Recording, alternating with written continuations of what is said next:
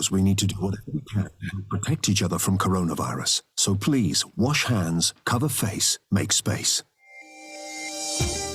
The winter issue of Turning Point, your lifestyle, your well-being magazine. Coming through COVID, a Caribbean expose is out now. Your international luxury lifestyle magazine in print and digital format. Visit www.turningpointmag.com or call Esther Austin on 07534 508919. Visit Cole's Art Gallery in London, located in Leicester Square. Exquisite, unique, and original Cuban art for sale, including the introduction of South London's best-kept secret, John Jew Days. Hard-to-find memorabilia and rare items for purchase. Cole's Art Gallery, 80 Charing Cross Road, London, WC2H0BG. Call 07985 112 190. Email info@colesart.co.uk or find us on Instagram at Cole's Art Gallery. We're open Monday to Saturday, 10 a.m. till late, and Sunday, 11 a.m. till 5 p.m. Cole's Art Gallery, a rare place in the heart of London's West End.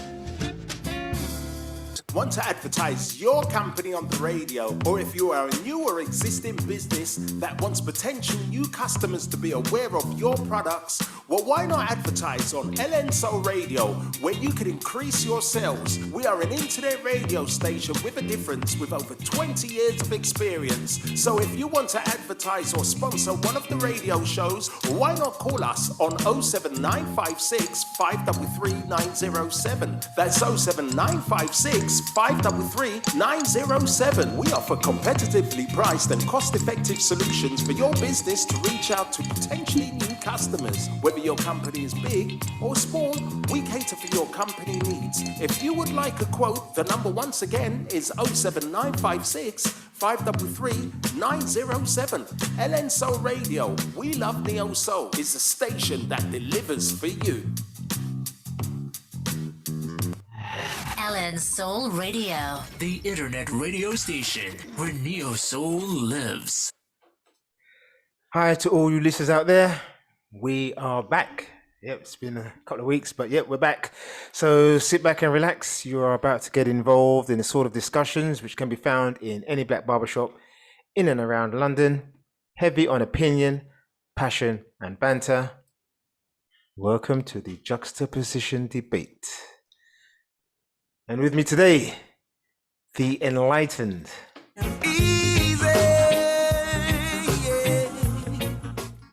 Hi everybody, glad to be back. Hope you are all doing well. For sure. And with me, the oh so risque. Good evening, JXP family. So, what's on the cards for today?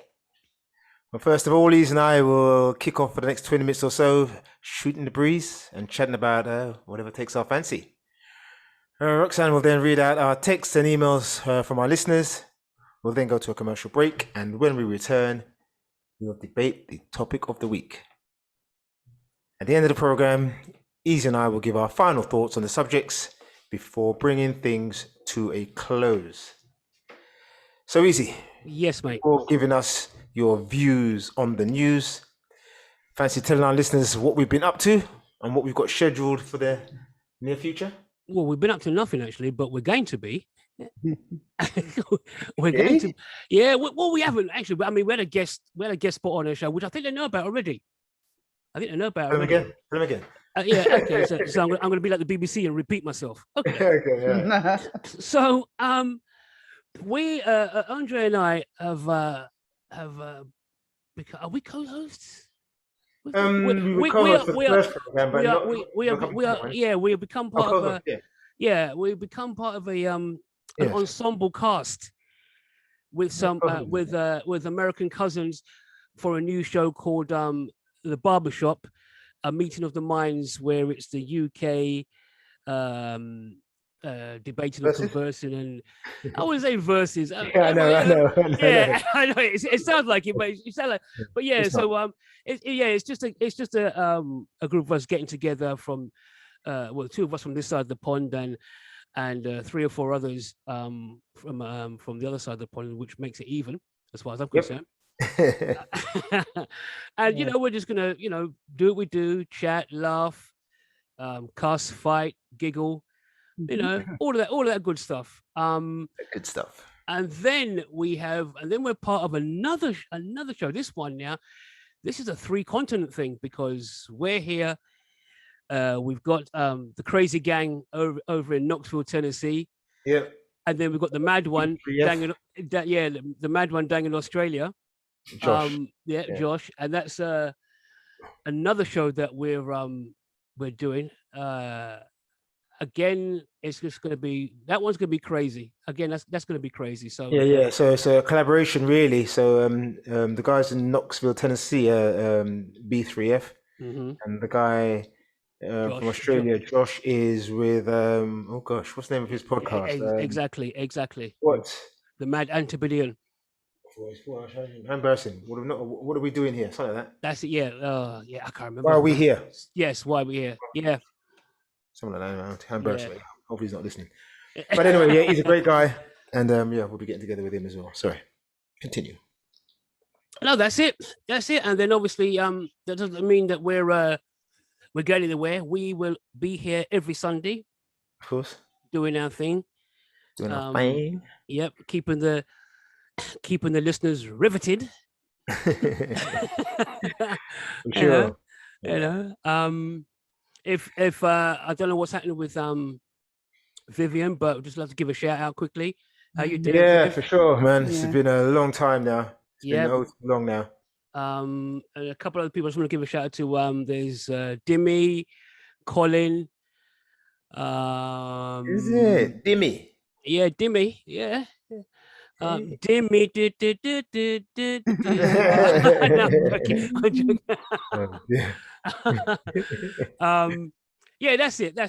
That's it. It's all good. Okay. So before we go over to the news, you want to talk about your weekend or what happened last week, or no, visitors you might have had? No, let's just go straight into it. Thank you very much. The news. Okay. The news. Thank you. Okay, easy. So no, don't do that. Don't do that.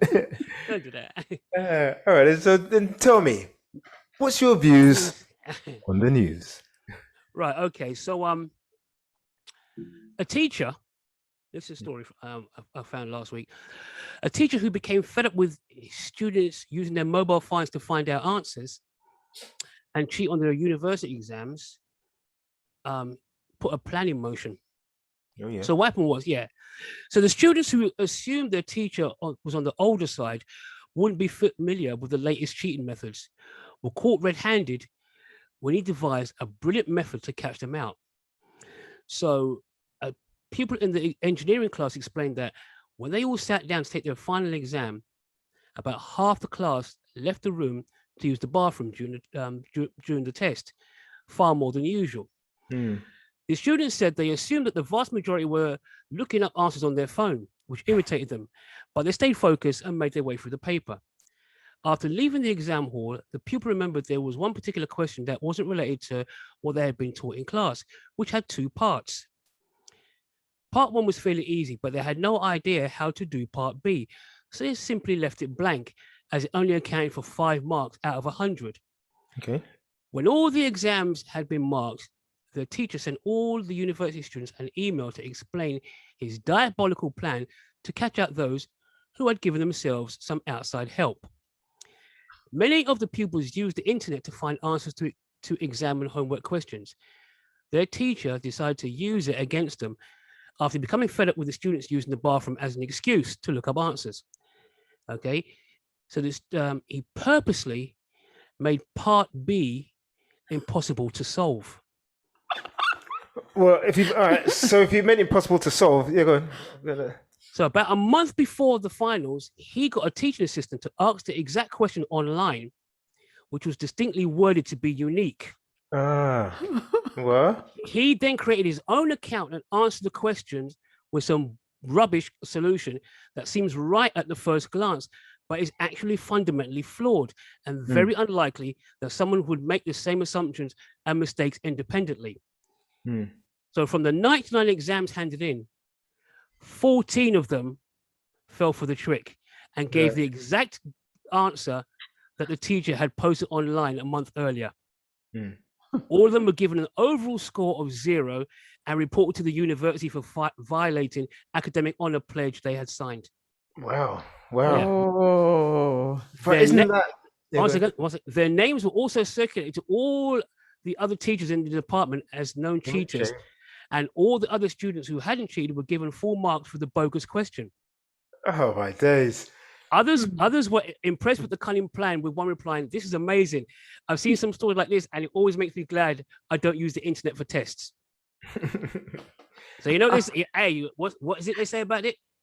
Thief don't prosper. Cheats don't prosper. But that coming like some kind of honey trap business. Trust you to sexualize it. I don't know, man. I like that one. You must be breaking a few rules somewhere, man. How? He set them up. That's the same thing. No. Look, he put it out there. If they chose to jump in and do it, that's on them.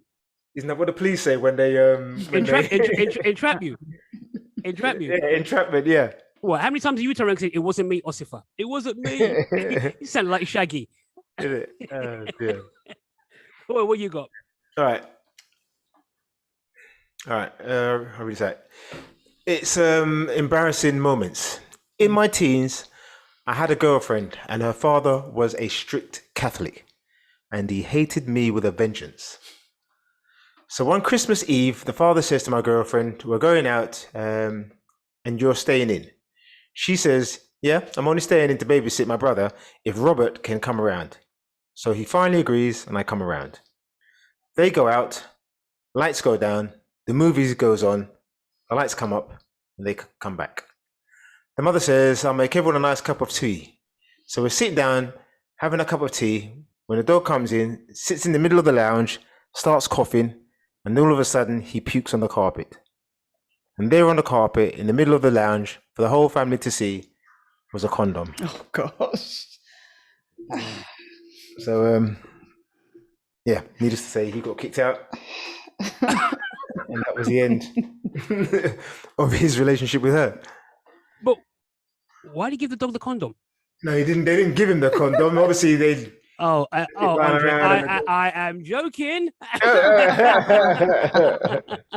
What did they do? Put it in his pedigree chum? Please.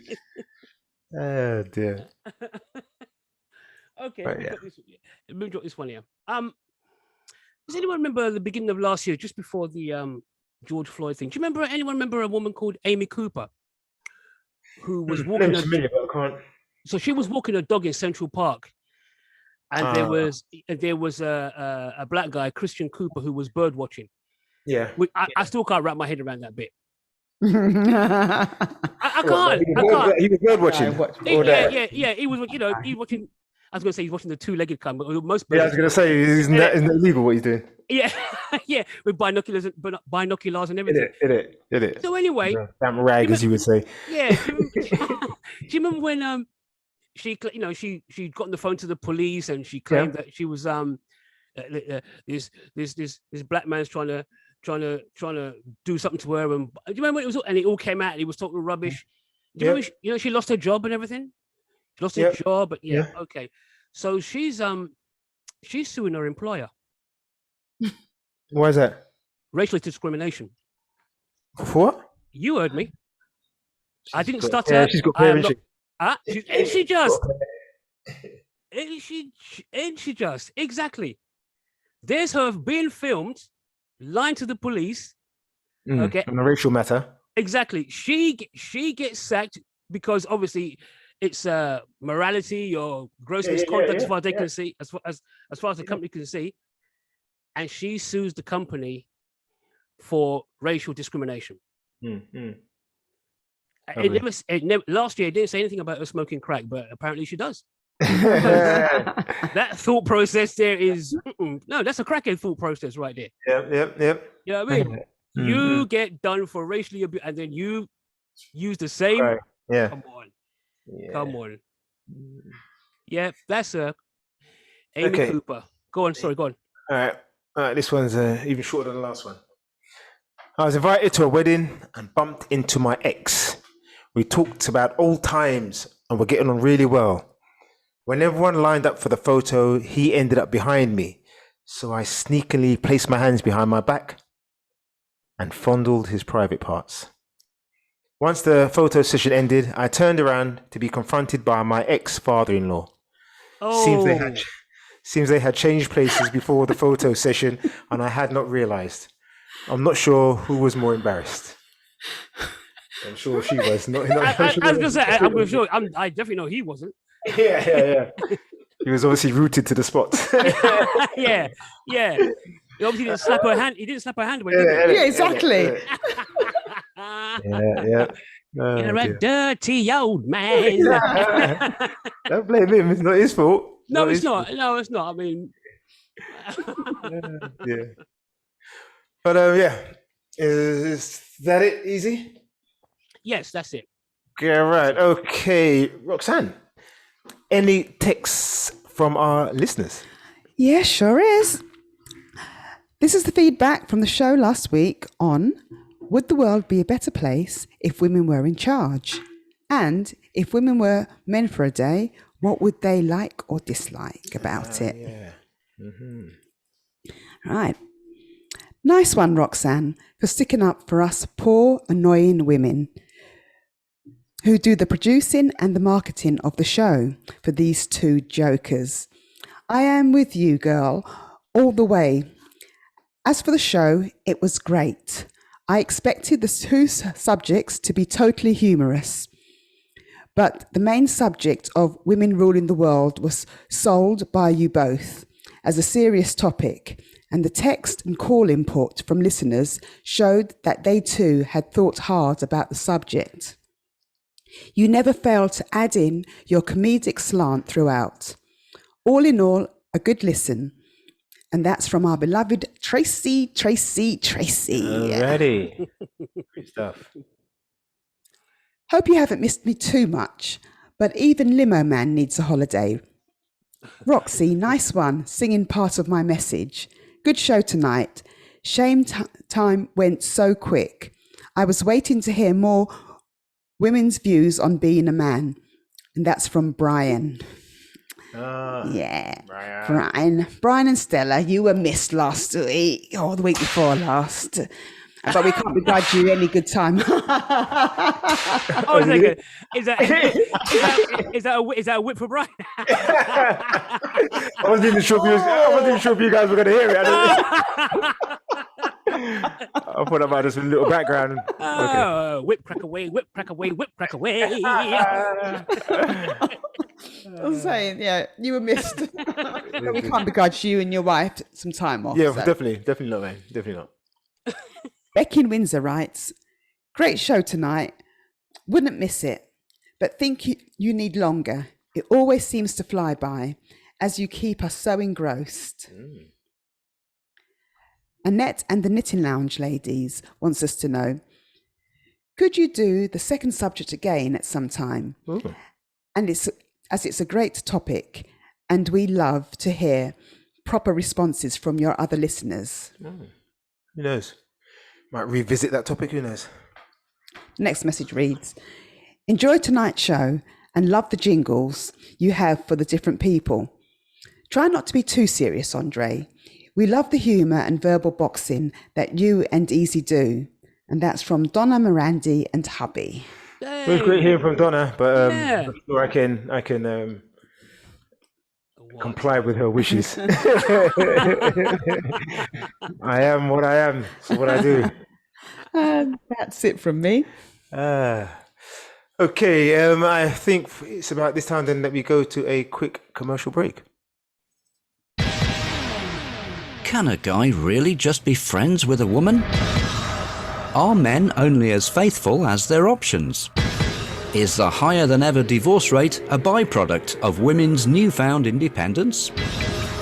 Find out our views to this and many other questions on the Juxtaposition Debate Show, because there are two sides to every story. Okay, so we're about to open the phone lines.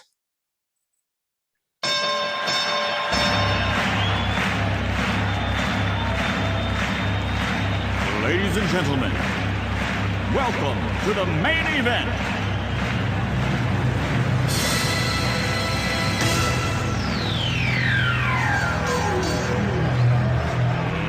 Let's get ready to rumble!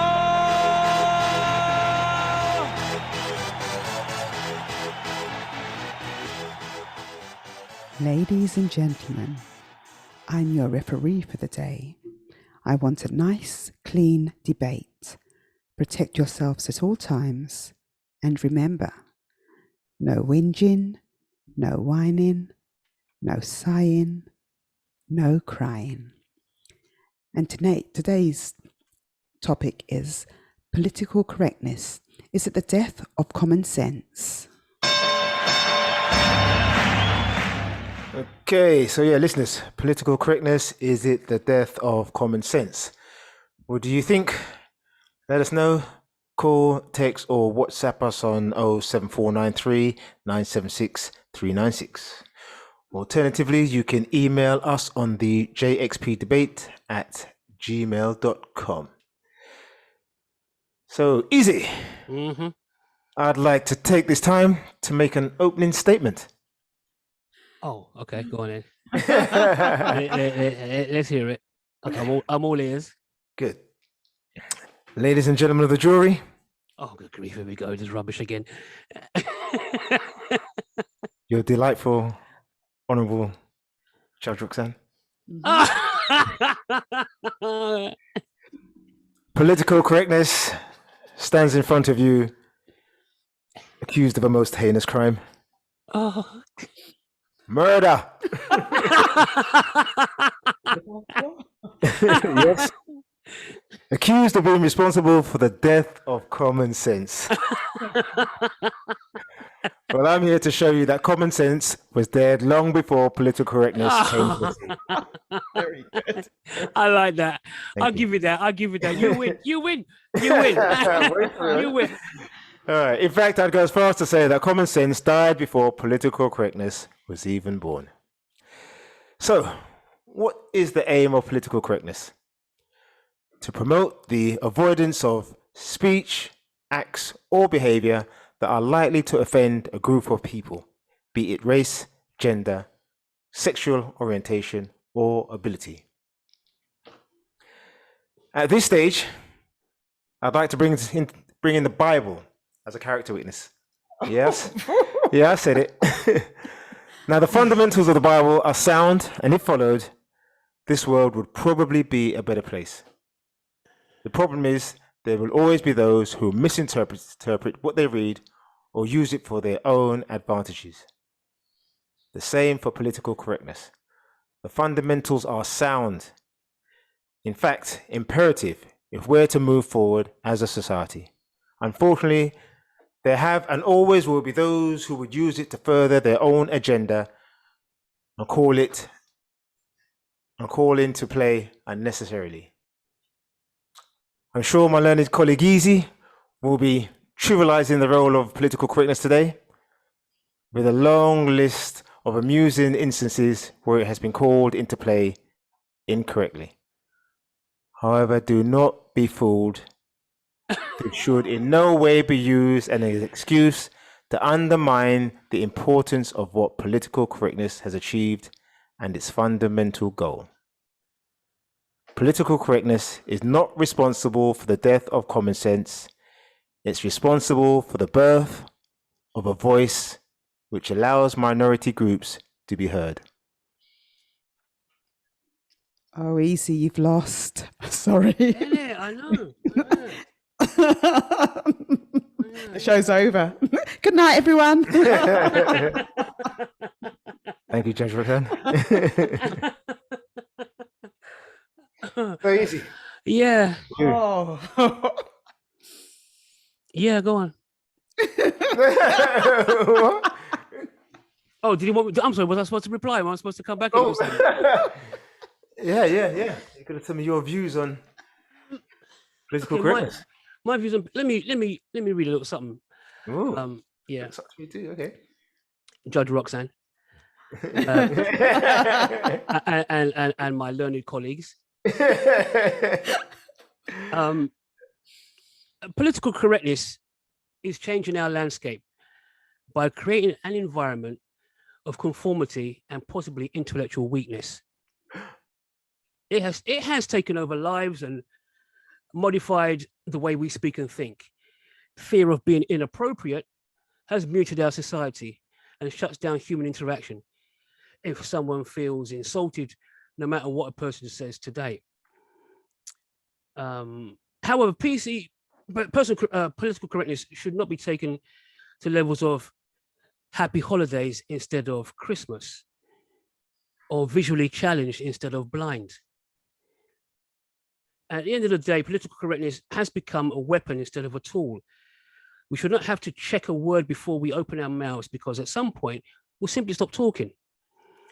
Political correctness has become a harmful form of censorship. People have the right, don't get me wrong, people have the right to be politically correct, but pressurizing others to be the same, I think, stifles free speech. To be politically correct is to choose words and or actions that avoid insulting or offending people. You said that already, because they may belong to an oppressed group, okay?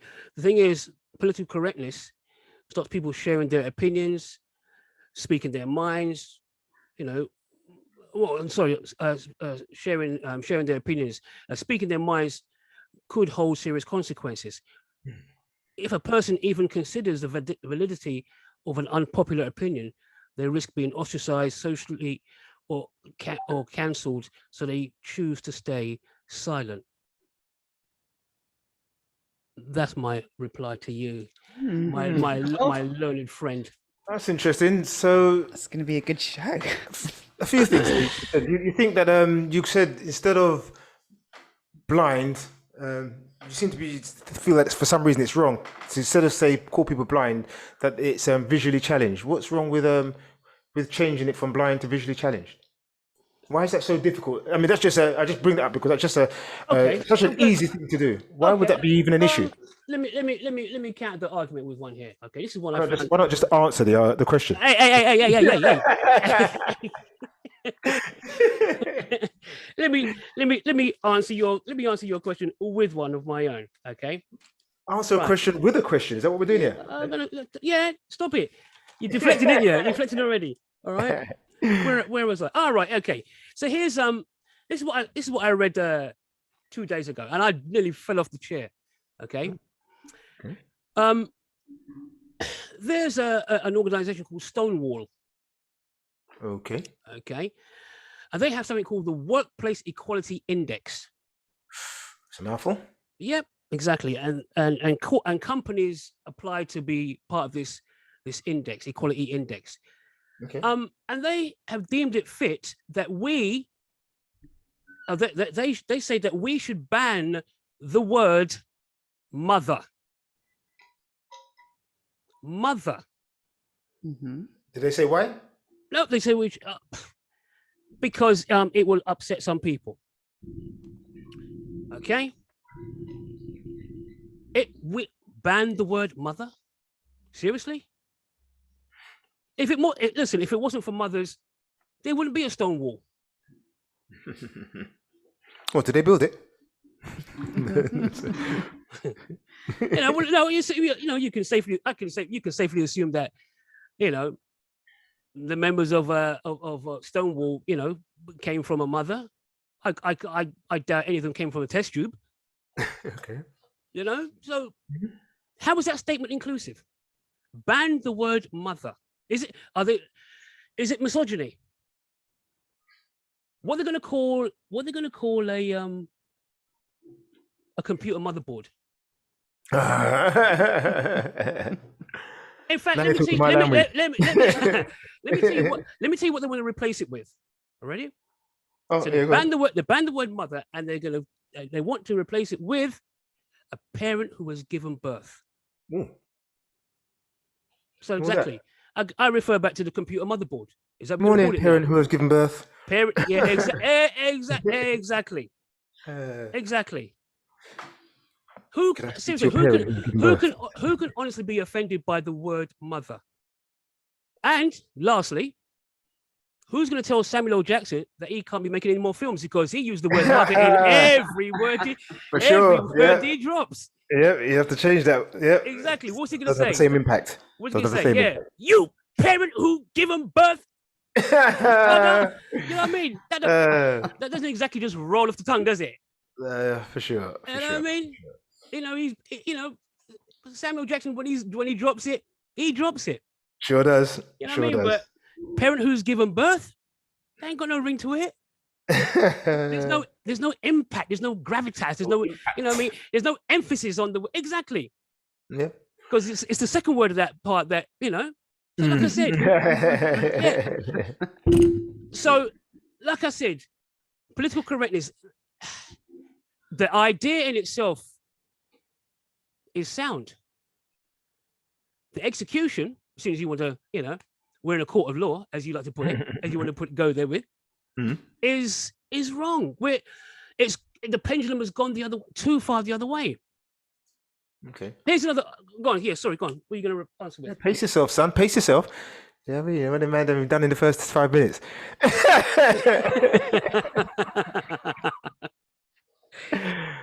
Anyway, as a mixed race person, I'm reading by the way. Yeah, I was going to say, you got a darker hue for a mixed race person. A notable lack of representation in the media of families who look like mine. As much so that I will so much so that I will still take note when I see people of color in an advert. So let me ask you. 2021. Oh, sorry. Go on. Sorry. But I'm just saying, imagine that 2021, and this person still takes note when they see a person of color in an advert. Do you? Listen, I'm in my 50s and I still do. Yeah. So the fact is, this 2020. Whatever he or she is no different to you or I. I still do. Yeah, but that tells you straight away there's a problem. But let me carry on reading.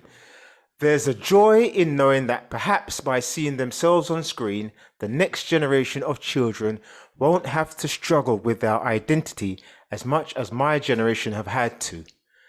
However, I feel I also feel a certain amount of dread in anticipation of the backlash that's to follow, especially during those rare sightings of an all-black cast in an advert. In predictable fashion, particularly around Christmas, as new advertisements appear, the arguments that these advertisements are the result of the PC brigade shoving diversity down people's throat still seems to hold considerable weight. So yeah, basically the very fact that we can see more black people in adverts, which is a representation of the UK as a whole, of course, but it's political correctness that is pushing that to the forefront. Or is it just straight racism by the people who are bumping their gums and use diversity as a stick?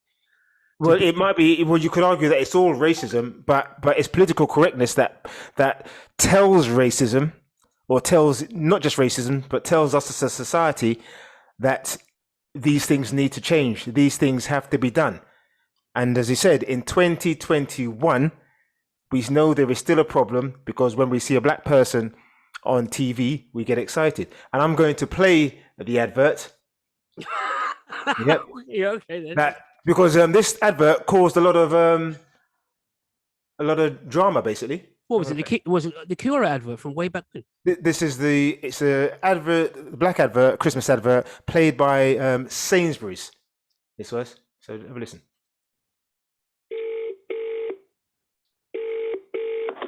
Hey. Hey, it's me. Oh, hey, love. How are you? How's mum? Yeah, well, we're fine. We're all good. We're good. I'm getting so excited for Christmas. Christmas! I just really hope I can see you lot. Me too. I cannot stop thinking about Mum's roasties. Whoa. What about my gravy? What about your gravy? Hey, you, what's going down? Dad, not the song. Gravy boat's coming to town. It's not any old ship, just take a sip. It's filled with scrummy and saucy bits. How does Mum put up with you? Your gravy is pretty good, to be fair, and I just really want to be home for it. So my gravy is the best. Dad. Honey, she says my gravy is the best. Honey. All right, so pretty basic advert. Yeah. It shows the black people celebrating Christmas, but there was a lot of backlash about that. And here's some of it. Here's some of the responses to the advert. Stop shopping at Sainsbury's ages ago. Go woke, go broke. Oh, gosh. That's why. Here's another. This doesn't represent me. I don't see myself in this at all. I can't relate. And this was, I think, last year, 2020. Yeah. The UK is 80% white. Here's another one. The UK is 80% white. Do Sainsbury's not have data on what actually shops there, on who actually shops there? And here's my favorite one. You may as well rename yourselves Blackberries. Where are the British people? They are British. Well, exactly. Well, they are British. Well, yeah, are they English? Listen, are they English then? You've managed to completely alienate the few remaining white customers you still had. Well, all 10 of them. No, seriously, all 10 of them. Look. So my question to you, Easy, is that advert the way forward? Is it a good thing? No, the advert is a good thing. Okay, but listen, hold on a second. Hold on. The advert is a good thing. Okay. But there's no accounting for racists. They're gonna stick to their guns no matter what. They'll support the England football team, okay? Yeah, but they will still send dirty texts and twitters to the black players. Okay, right, and that's the hypocrisy of racists. All right, here's what I've written here. The death of common sense isn't the politically correct adverts. The death of common sense is the fear of those who see it as some sort of sign that the minorities are taking over. So you say that political correctness is the death of common sense, but from what we just saw here, where common sense is gone isn't the advert, it's the reaction to the advert. Where's the common sense there? So yeah, again, that's just an example that political correctness is not the death of common sense. But the response to political correctness, sometimes you have to question whether or not some of those people have common sense.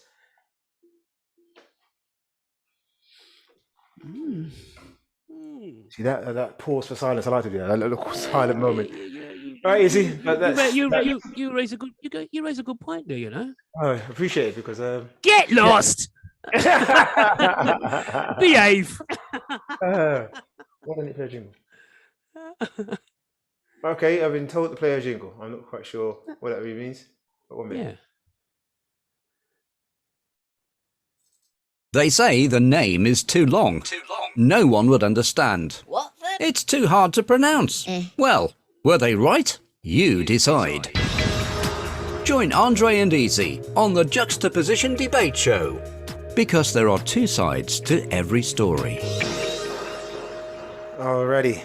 I think that was just so that Easy could get his thoughts together. I thought it was for Rox. I thought you pressed the wrong jingle for Roxanne. Oh, okay. So yeah. So come again. All right. Yeah. My selector. Okay. Yeah. My learned ladies and gentlemen. As you know, Channel 4 have started showing a program about a queen called wasn't it? Was she a queen? About a woman called Amber Lynn. Now, for those I saw. Yeah, I've actually seen this. Have you watched it? Yeah, I've been actually watching it. I can't believe it. I've actually. Yeah. Okay. Have you seen it? No. For those of you, for those of you who are not in the UK, Channel 4 is a TV station, and they decided to produce a program about Anne Boleyn, the second wife of Henry VIII. Yeah. If memory serves me correctly. Right. So they have her as, she's portrayed by a black actress. Indeed. So they're basically messing with his historical fact already. Are they messing with it? What? So what are they doing with it then? Making it more exciting? Oh, that's probably exactly what they're doing, putting a spin on it. But yeah. Okay, if you want. I mean, do you think that all the stuff that we've watched, when we watch the movies on the Queen and all those things, do you think those are exactly as how it went, or do you think that they've added things and made it more exciting and changed things? I don't know, because I don't really watch anything regarding the royal family. I'm sure they do, because at the end of the day, it's entertainment. So yeah. Okay, so here's an entertainment thing. Here's an entertainment question. Why don't you do a proper historical film or drama on Jesus, since you want to talk about the Bible, okay, and make him black, like it says in the said Bible. My answer to that. Well, I'm not finished, because it says that in the Bible that he had hair of lamb's wool, and his skin was of burnt brass. Okay, why not? I mean, and I'm not talking about having I'm not going to have a Brad Pitt looking brother playing him. A black man, because at the end of the day, okay, and I might be wrong, if there's anyone who's been a victim of identity theft, it's Jesus. Very good. And he's been a victim of identity theft for the last 3,000 years. Isn't it about time? Isn't it about time? Was, but again, if you want to be politically correct, why do not do that? Because people will go berserk. But Anne Boleyn, just do it. If you want to be politically correct, just do it. See, listen to what you're saying. I mean, the only way that is ever going to happen is through political correctness. So I'm guessing at some stage, I guarantee you, it will never happen. Maybe not in our lifetime, but it will happen, because it's already happening. People are already asking the question, and a lot of people, there was a time when nobody was even asking the question, when you had the blonde-haired, blue-eyed man up on the churches or hanging from the crucifix or whatever. Nobody questioned anything. Now people are questioning it. So yeah, there definitely will be a time. Will it be in our lifetime? I don't know, but there definitely will be a time. Easy. But that is exactly political correctness. I hope Samuel Jackson gets a part, because obviously he can't say mother and anything else. he can't use the word mother and anything. So he might as well, what I mean? Get any part you can take. But yeah, only through political correctness will that ever happen, mate. Only through political correctness will that ever happen. But you're nodding to me. I'm not sure what that means. I'm assuming you want me to. We have a text. To get rid of mother leads you to believe that they are trying to say a woman is no longer to be considered significant. Oh my gosh, that's But this is in a world where you need a female to make it work, create, even charge. And that's from Shona. What? Shona in Australia. In Australia. Shona in Australia. No, I'm Shona. Is she the CEO of... Yeah. Shona, she means Shona. Oh, sorry. Oh, mispronounced of me. Shona. Well, Shona, I can't believe it. Listening to our program. Respect. So, yeah, we'll be getting together with Shona and her crew on Tuesday. Let me read something to you. Okay. We're easy. Okay, go on. Can I just do a shout out to the show? Yeah. The show is the BSDUO show. Ah, that's right. Maybe you can tell us what the BSDUO stands for. I'm not even quite sure, but I know it's BSDUO Productions. I know she's got quite a few things going on. So, yeah. But, yeah, easy. Hold on, you just had your say, so I think I need to, even though I love your enthusiasm. Go on. But, yeah. Well, yeah, pace yourself, mate. Pace yourself. The floor is yours. Alrighty. All right.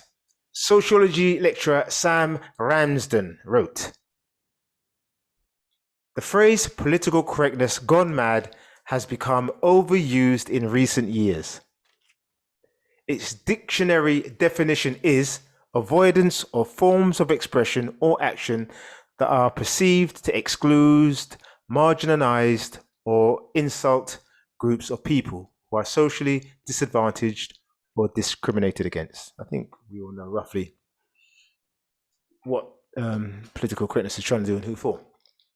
By this definition, there is a positive ideology behind the term, yet the phrase is so often surrounded with negative connotations.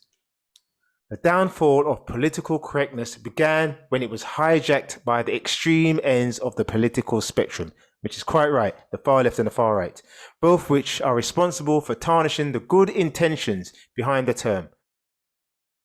The concept of being considerate in your actions and in the language you use towards women and minorities who have often faced unchallenged discrimination is something the majority of society would and should support. No two ways about it. Mm-hmm. So now it's up to people such as us to reclaim the term political correctness and continue to push its positive agenda in a responsible and sensible manner. And I think, again, that sums it up. It's been hijacked by the extreme ends of the political spectrum, the far left and the far right, but that doesn't take away what it stands for and the good that it does. There's that saying, don't throw the baby out with the bathwater. Mm-hmm. Check you. So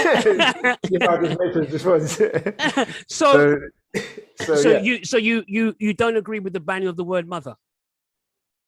Oh, no, I just said it's been hijacked by I didn't say it, but it's been hijacked by the far left and far right. So of course, the idea of trying to ban the word mother is in my eyes, in my mind, ridiculous. But don't throw the baby out with the bathwater. That doesn't mean, that some things you can just push to the side. Like when your mum give you food and you've got some peas and you don't eat peas, you can push that to the side, but you eat the rest of the food. Allow that mother talk. That's foolishness. But eat all the other stuff that's on the plate, mate. That's what I have to say. I like the way you swing that around to the mothers, emphasizing the mothers. For sure. Okay, let me read this here for you. Okay. A student, Lisa Keogh, faces disciplinary action up at Abertay University in Dundee, Scotland. Oh, okay. I read this. Yeah. You read this, have you? You read this? Keep going. A female student said that women were born with female genitals and the difference in physical strength between men and women was a fact. Is facing disciplinary action by her university. Oh, dear. Okay, she was reported to university chiefs by her classmates after she said that women were not as physically strong as men. The mature student, who is in her final year, is now facing a formal investigation by the university for the alleged offence and discriminatory comments. The mother of two said she had been taking part in a video seminar about gender feminism and the law when she raised concern about trans women taking part in mixed martial arts. Oh, trans women. Oh, okay. Trans women. Okay, yeah. Right. Okay. So after telling her classmate that a woman had testosterone in her body for 32 years will be genetically stronger than the average woman, the mature student was accused of calling women the weaker sex. Was she wrong? Was she wrong? I don't think she was wrong. No. Women are the weaker sex. Don't say it like that. No, easy said it, Roxanne. Easy said it. I never said it. I posed the question. I don't sound like you. I never said women. I posed the question. I said yes. I agree. Yeah. So, do you think they're the weaker sex and easy? What? You're breaking up. I can't hear you. What? I'm going to throw this case out of court. I object. So let me just segue, right? Okay. No, hold on. No. I said let me just segue. No, it's the same. It's the same thing. Okay. Yeah, I haven't been one of those for a long time, but I did last time we went to Centre Park. I think it was. Are transgender athletes included in women's athletics political correctness?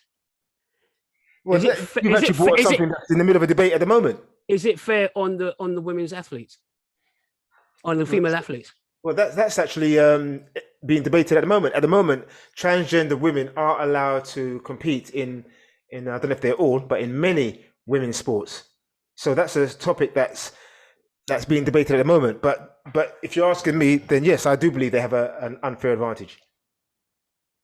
So is it politically correct to that they're allowed in? For example, there was one weightlifter who was a male, obviously, and was maybe you could possibly turn around and say was rubbish. Didn't get anywhere as a male, throwing the weights around, and has decided to come out as transgender, which is fine, absolutely fine. But to compete against women, and like the lady said, what's her name, Keogh, the men are physically stronger.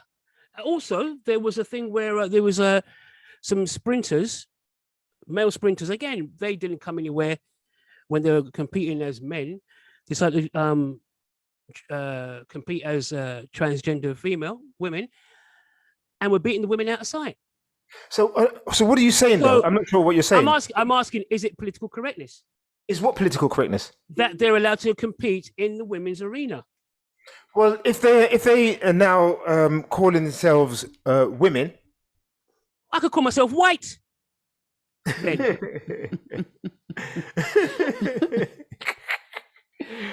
with flaxen hair. Flaxen. Well, yeah.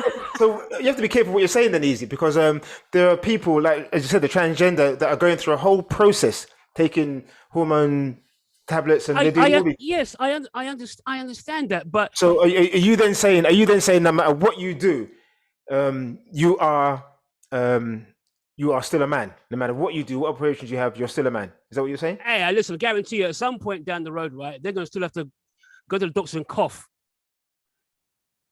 So you're saying yes, no matter what. Trying not to laugh, yeah. He's going to.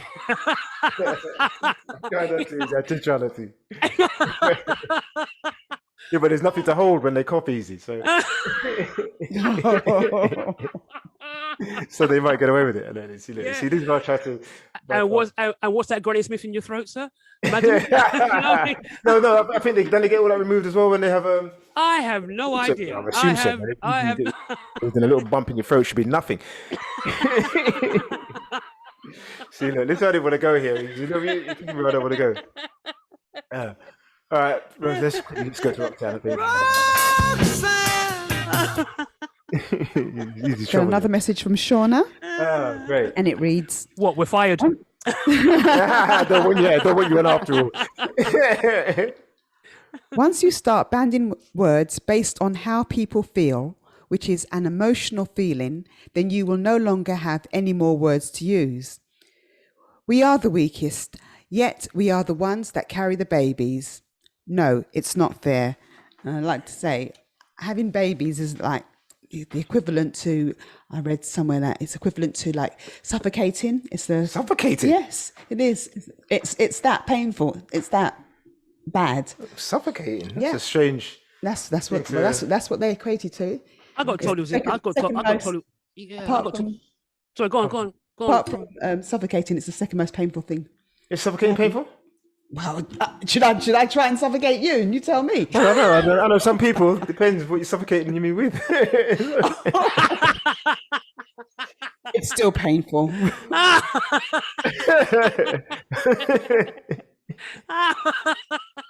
What kind of conversation? The kind that we should discuss later.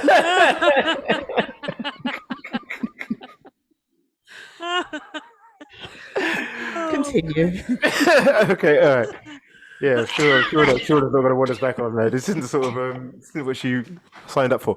All right, something else I got here. All right, on Father's Day, the Conservative Party ran a social media post that depicted a black man alongside his son. Quickly after, of course, we all know where this is going, replies to the post were littered with racist stereotypes about black fatherhood and accusations that white people are being intentionally excluded from campaigns. Along with mothers. Oh, there you go. As are white dads included in your... Are us white dads included in your message? Replied a Twitter user. See, so again, just a short thing here, but that tells me that common sense isn't the politically correct. The death of common sense isn't the politically correct advert. That's not the problem. The death of common sense is the same thing. That fear for those who seem to have who see it as some kind of sign that the minorities are taking over. So that seems to be the problem. It's just an ordinary advert, but the response is where I think that there's a lack of what we call, or the death of common sense. And, I could give you many examples like that. So again, political correctness isn't the death of common sense. People are the people they're the ones who are killing common sense. And it's reactions like that to what are just normal adverts. Look, you're never going to change a racist's mind. Well, that's the wrong attitude. Because if we had that attitude, then we'd still be slaves, bruv. So even if we don't change the racist attitude, our job the job of the nation still has to be to push an agenda, to push it through, so that even if you don't change the racist attitude, you change his offspring. And if you tell me that you can't change a racist offspring's mental attitude either, then as a society, we're doomed. As a people, we're definitely doomed then. We might as well all just hang up our gloves now and just go back to talking about massa. Of course. I mean, we have to strive to change the minds and attitudes of certain people. And I think, Roxanne? We have another text from Shauna. Ooh. Come true, Shauna. Come true. This is the answer to the transgender debate that you guys are having. Taking medication to change and look like a woman. Yes, you are still a man. You just altered how they were created for their appearance to match their status, to now look like how they claim to be. You see, that's such a web of topic. There's so many layers to it. I mean, what about women who have high testosterone levels? What about that woman? I can't remember her name, but there was that. Caster Semenya. And all that. That's right. And all that. It's kind of a good memory. And all of the struggles that she went through. So she had testosterone, the levels of a man. You know that when we're born, that if I'm not mistaken, or when we're in the womb or whatever, we are neither man nor woman, don't you? The genders comes along. My daughter can explain it better, but I think our gender comes along, I don't know, after a certain period of time. But when we're first explain yourself. Eggs, when we're first eggs, we're neither male nor female. You've gone here, so finish up. Go on, we're neither male nor female when we're first yes. Hatched. when the egg is first fertilized. When the hen got off. Yeah, when the egg is first fertilized. Yeah, that's something that happens later. But you can get scenarios where I don't know, when people were born and I don't know, their genitalia may not be fully developed. Yeah. I mean, so you do get scenarios where you get scenarios where someone might be born and look like a boy, but may not necessarily be. Yes, but that's a natural occurrence or an anomaly. Yeah. Anomaly. However, we're talking about, like Shauna said, okay, we're talking about medication being taken to change. Well, some would argue it's physically. Not to change. In their minds, they always. And I understand that. Yeah, they always perceive themselves to be yes. male or female. Yes, I understand that. However, they still need. Society says because you've got a penis, then no matter what you might think or feel, you're a man, and vice versa. But I hear that. Mm-hmm. I hear that. But all I know is go on. I was just going to say, you are correct. When you're in the womb, I think you start off as female. So start off as. So you are correct. Okay. So, yeah. All right, let me. Do you want to read something else out easy? Or No, do you go wanna... on, go on. You jump in, go on. Go on. All right, okay. What time is it? Okay, go now. All right, yeah. Oh, let's go to this one. There are around 13.3 million disabled people in the UK. That's almost 1/5 of us. But if you're going to judge life by the world of advertising, you'd be forgiven for concluding that disabled people do not exist. Apparently, there are fewer people with disabilities in adverts because they make some people uncomfortable. So, have you ever seen the Maltesers advert? Oh yeah. Yes, yeah, of course, yeah. We should shake the packet of Maltesers. Well, it's a Malteser advert, so I'm assuming at some stage, yeah, you're going to see a packet of Maltesers. You know what? Yeah, exactly. All right, I'm going to play it. It's very short, so I'm going to play it. There's quite a few of them, actually. I didn't realize that. There's quite a few of them. Yeah. There's one, and this one's, yeah, let me just play it and see. So, how was the big wedding? Oh, haven't you heard? So it's at the end of the night, everyone's on the dance floor really getting into it, you know? And say, this is my left wheel, and this is the bride's foot. Yeah. How awful. Well, it wasn't all bad. We're left with the best man's number. You are terrible. Guilty. I'm not inviting you to my wedding. No. That's it, you're off the list. Okay, so yeah, basically it just shows a woman in a wheelchair. But yeah, so adverts like that, if it wasn't for political correctness, adverts like that would not be made. So the same old question, is that a bad advert? No, it's not a bad advert. But you could look. Have you seen the one where they use sign language? Have you seen that? The Maltesers one where they yeah. Is that a bad advert? No, again, you see, I've got no problem with those adverts. I've got no problem with them at all. None at all. But if it wasn't for political correctness, then we wouldn't be seeing those adverts. It's for someone who says, hold on, why haven't we seen adverts with people that are disabled? Why aren't we seeing adverts with people that are black? We need to see them. Now, there'll be people who are saying, well, this is how it's always been. It's not been a problem. Why are you pushing that now? It's not been a problem. But political correctness says, well, it is a problem. It's a problem for those people, for those minorities, and it speaks for those minorities. And that's what political correctness does. Okay, does political correctness also include that we have to change our whole language? Well, I don't know about our whole language, but there's definitely. Well, let me read you some. Okay, so you've got here. I've got a list here. And I'm going to come back to that one with regards to disability in a second. Okay. Lazy should now be referred to as motivationally deficient. Okay. Dishonest, ethically disorientated. Clumsy, uniquely coordinated. Body odor, non-discretionary fragrance. Okay. Wait for this one here. Alive, temporarily metabolically abled.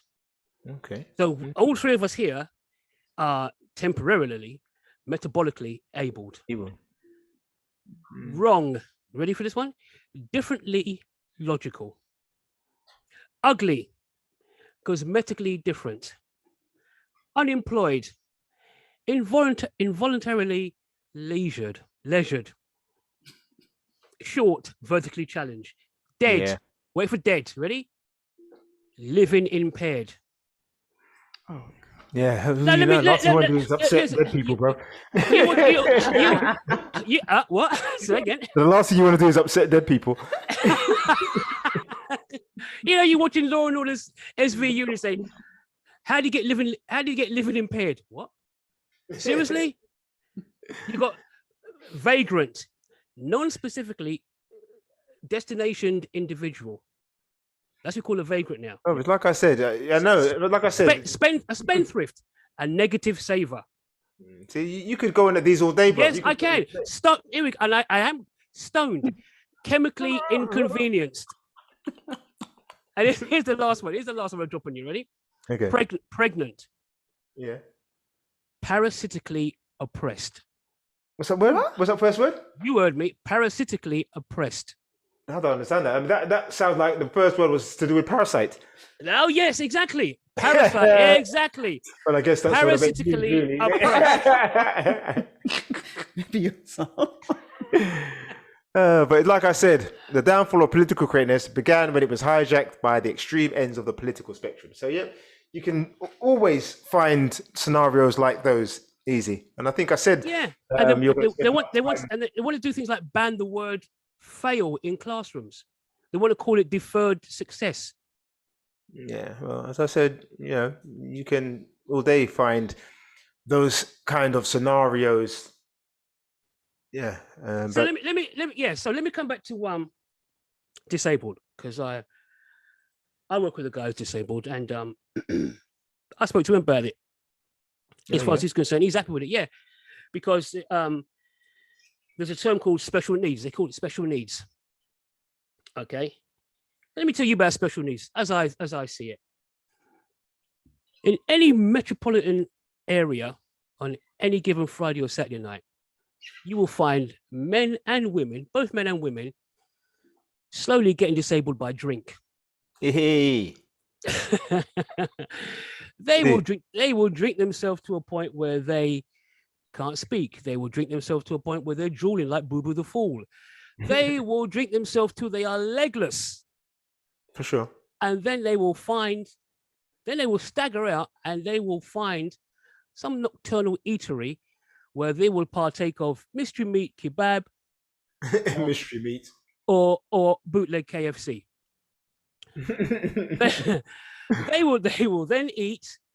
When the food hits the drink in their stomach, everything comes up. They throw up amongst themselves. They throw up amongst their friends, and then they will magically find themselves in the back of a cab or staggering to their front door. They will somehow manage to get their keys out of their pockets or their purse and tap out a drunken "let me in" message while trying to put the key in said lock. Okay. They get in. They get upstairs. They lay beside their loved ones. And you know what they want? Mm-hmm. What? Special needs.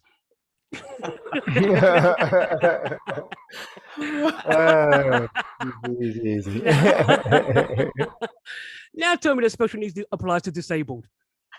Special needs applies to every drunk over a Friday or Saturday night in any metropolitan area.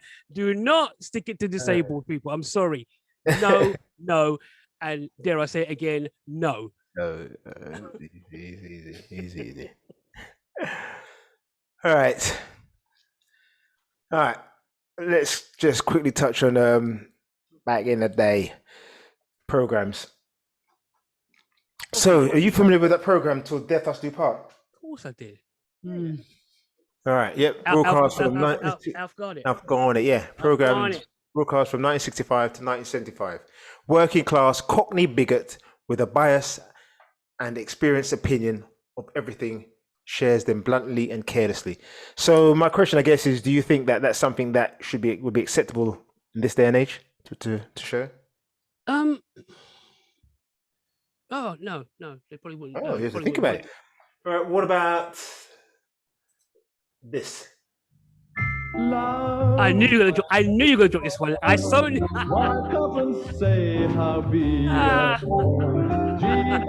Did you bring back memories? What new? Love thy neighbor, and you will find your labor a great deal easier. Life will be breezier if you love thy neighbor. That's just said some flashbacks to people of a certain age. Yeah, but if you remember correctly, what's his name? The white neighbor. Yeah. Always got done over. Not say done over. You know what I mean? He always came up short. Yeah, I hear that. Okay, I hear that. And also with what's his face as well. There's one you did forget. Rising Damp Rigsby. Again. Rigsby, that was a great program. Man. Exactly. Yes, but again, he always came up short. No, but the difference between Rising Damp and Love Thy Neighbor is that Love Thy Neighbor, the guy used racial words. Yes, Maybe he did. I could No, I was thinking of actually playing some. I was actually thinking of playing one, but I couldn't because it's just amazing now. Yeah, he's just dropping them left, right, and center. So you're right. He always ended up at the short end of the stick, but nevertheless, that brother was dropping some comments, which I think if it was still on, it would almost be a sign to some people that those words, because we don't really hear some of the words he uses anymore. But I'm pretty sure if those sort of programs were still running, then some of those words he uses we'd still be hearing. Yeah, I agree. Yeah. But, so no. Do you know what? We don't hear them. Doesn't mean they're not being said. Yeah, I agree. But yeah, I agree fully. In other words, you'd hear them more. You'd hear them much more than you do at the moment. You'd hear them much more than you do at the moment. If they were being allowed to be aired and you hear them a lot more. So again, those are programs which, if it wasn't for political correctness, would probably still be running. Do you think it was political correctness that killed him, or did you think it just ran its course? No, I don't think racism has run its course. I think that if they were allowed to play racism will never run its course. Racism is, look, it's here, and political correctness is not going to do anything about it. It's not going to, I think that to even have that mindset that political correctness will do nothing about it is sad. Because if political correctness does nothing about it, then what do you think will? And your answer deep down, you don't want to say, is nothing. Because if political correctness won't do it, what will? If we don't make people come better than they are at the moment, what will? And that's what political correctness does. We're not waiting for racists to decide, maybe I've misjudged those people. No, political correctness is telling people you have to change your ways. You have to stop doing certain things.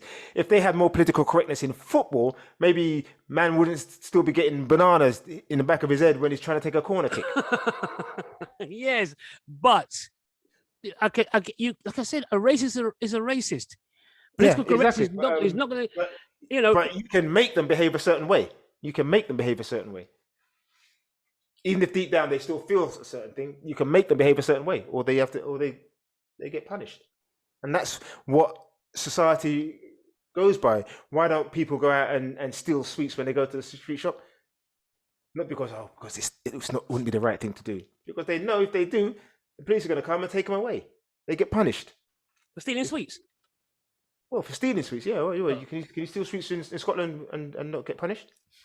I don't know. I've never stolen sweets in Scotland. Why is that? Because you get punished. I'm too old to be stealing sweets. That's why. But if you did, you'd get punished. I have to get caught first. I can't believe you just let me say that.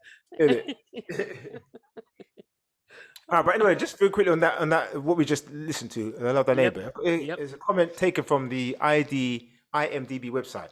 He says, as a black man born in the early 70s, this show is funny for all the people of my parents' age. I mentioned it too. Fair enough, it's not everyone's cup of tea, but it is funny. And to think it got shelved from being rerun because of our protective PC fanatics thought it would reignite racism in our streets is a shame. News is that racism hasn't gone and will never go. Sounds like Easy wrote this. Yeah, considering racism is a learned behavior, if parents want to educate their young children to be racist, they will just get the DVD at home and let them watch it that way. Parents don't really want to educate their kids to be racist. The kids just learn it because that's how the parents are living their life. Exactly. Yeah, they hear. Yeah, exactly. So if those programs are on TV, they might watch it, but they may not literally go out their way to get the DVD. So stopping it has to be a step in the right direction. But like I said, no matter what you do, everyone's going to agree. You see, and this is a black guy who I'm not sure if he thinks it would be fine to play it now, but he doesn't think that banning it back in the day was necessarily the right move. But to my mind, it has to be. And Roxanne? I've got a text from Audrey. So, why can't I have a vagina, have a baby, and be a mother? Well, I'm going to break the mold and be all of those. Who's going to tell me I can't be? Acknowledged today as I was on the day of my birth, when they looked at my genitalia and said, it's a girl. No matter what you decide, you may be later on in life, either by changing your physical and emotional identity, you should not deny what you were at birth. Yeah, I hear that. Again, we're going off the subject a bit. I'm not sure if I mean, we do know that there are people. I mean, we could talk about homosexuality for a start. There are people who spend their, whole of their lives trying not to be homosexual, and then at some stage they come out. Should they then be, be stoned or whatever for stoned? Well, they were stoned back in the day. In Croydon? Yeah, you mean knifed? I'm sorry. When you say stoned, do you mean like stoned with rock, or do you mean like weed? I get the two mixed up. All right, I think it's been a while. Should we go to I'll get a nod. Wait. It's a headbutt. They say the name is too long. No one would understand. What? It's too hard to pronounce. Well, were they right? You decide.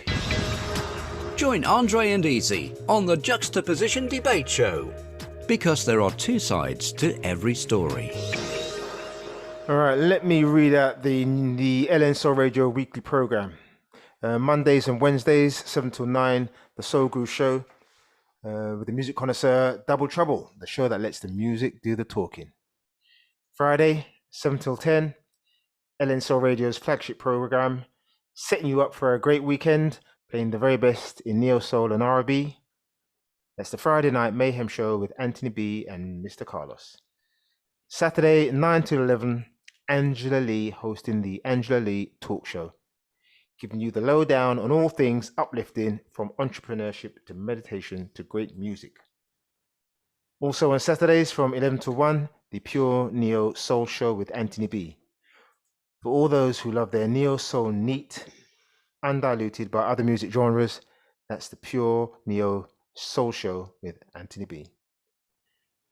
And this morning, 9 to 11, start your day the right way with the Angela Lee's Chat Show, the program which equips you with the knowledge to obtain spiritual power, cope with the normal stresses of everyday life, and realize your own potential.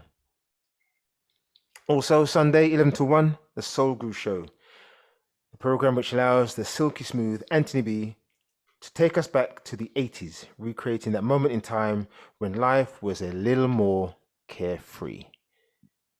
And then Sunday, 6 to 8, the Juxtaposition Debate with myself, Andre, Easy, and Roxanne. Our no-holds-barred debate program on life, love, and everything in between. Heavy on opinion, passion, and banter. Straight after us on Sunday, from 8 to 10, you'll be entertained by Esther Austin Global, On the Sofa with Esther, where she will interview a host of well-known artists, past and present, all wrapped up in a bouquet of great music. So yeah, big things coming from LN Soul Radio. But back to us, political correctness. Is it the death of common sense? Call, text, or WhatsApp us on 07493 976 396. Alternatively, email the jxpdebate@gmail.com. Come true. Wow, dude. You are on a knife edge tonight, Andre.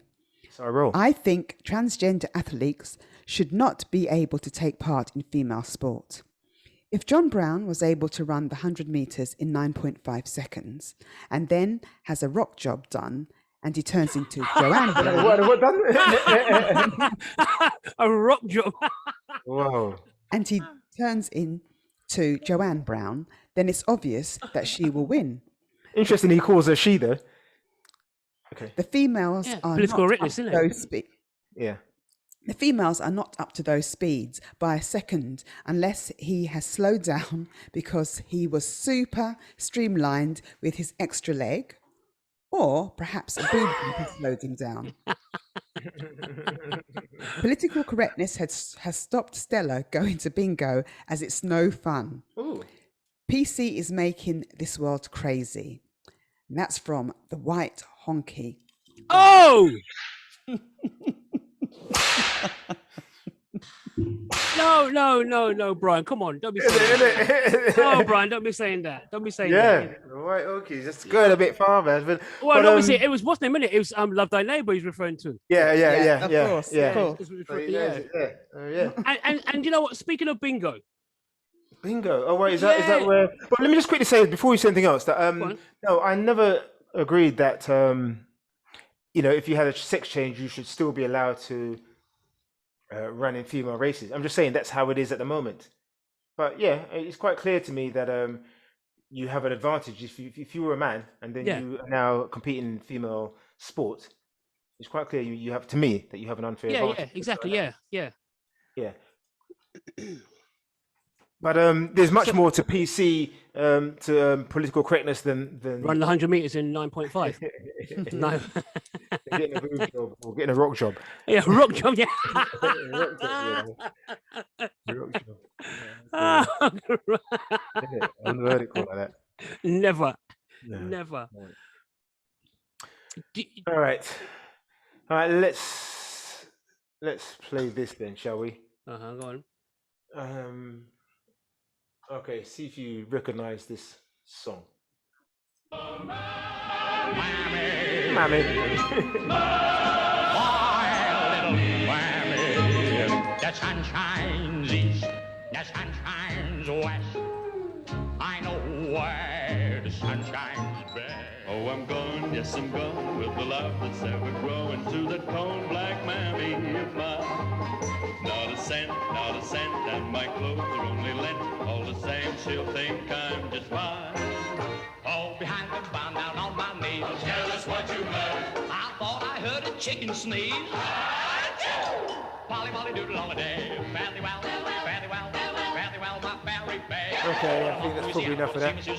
Polly, Polly, doodle all the day. Yeah. So, do you remember? I don't know if did you ever see that on TV growing up? What, Easy? The Black and White Idiots? No, the Black White Minstrels. Yes, yeah. Yeah, no. So again, and Al Jolson. Yeah. He was quite famous, the first talkie. Yeah, but my point is that again, in their minds, a lot of them think that they weren't hurting anybody, but political correctness says otherwise. So do you think those sort of programs should still be allowed to be aired on TV? Yeah, absolutely. And I'm being facetious, and I'm being totally facetious when I say that. Of course, yeah. So you've got here the Black and White Minstrel Show ran on the BBC from 1958 to 1978. That ain't too long ago. It's hard to dispute the sheer popularity of the Black and White Minstrel Show, in numerical terms at least. In 1960s, it was getting an audience of 16 million. 16 Stage million? show, 16 million in those days as well. I didn't know that 60 million had TV in those days. Its stage show had stage show spin-off. Yeah. But breaking box office records. At one point, it was even something of a critical success. In 1961, it won the prestigious Golden Rose of Montreal. So, again, there's no way that they would have stopped airing those sort of programs if they weren't made to. They didn't wake up one morning and just think, you know what? There's a lot of black people that aren't too happy about this. Let's find something else to do, boys. No.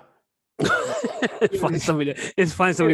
Well, they're taking their sweet time finding it. What was it? The Sainsbury's advert. Yeah. See what I'm saying? Look at that, and it's still a problem. But that's why the push continues. The fight continues. So to say that political correctness, I thought he's going to break out in Public Enemy. Then fighting the power. But if I continue, we can't afford to have that mindset. It's no good. It doesn't work. We can't afford to have that mindset because then you're saying let's do nothing. You see, like there are aspects of political correctness that I actually agree with.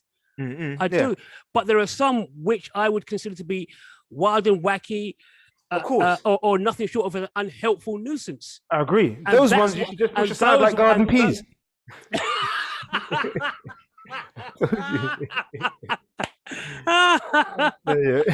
Of course. Was that ever with the peacock pop? Garden peas. Okay, here's another one. And I'm going to say the word, but I'll just say it once. Without political correctness, we might still have the gollywog selling in shops. Anybody remember those? Yeah. Created in 1895 by a 22-year-old Florence Kate Upton when she decided to write a children's book.